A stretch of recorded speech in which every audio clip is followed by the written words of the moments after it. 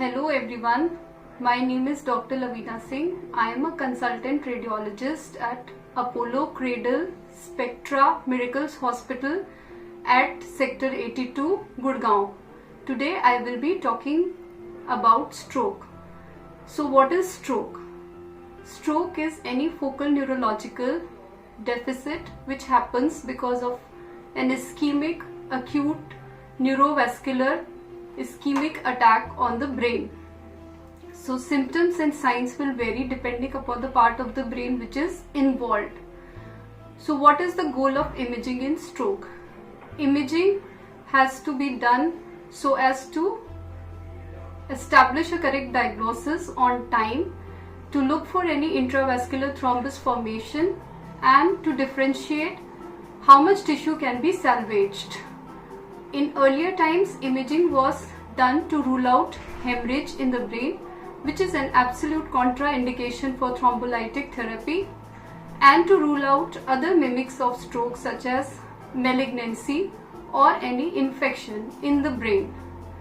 After the trial which was done by National Institute of Prevention of Neurological Diseases, which established the importance of thrombolytic therapy in the management of acute stroke, and they further substantiated that those patients who are given thrombolytic therapy based on radiological evaluation, those were treated better by the thrombolytic agents.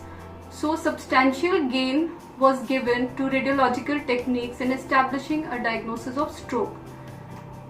In stroke, we need to check for 4 P's: the parenchyma, the pipes, which is the vessels, how is the perfusion of the brain, and what is the penumbra.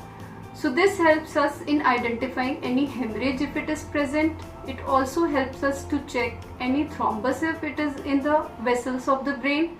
It also helps us to identify the area which is affected by the stroke, and we are also able to identify how much of the brain tissue can be saved.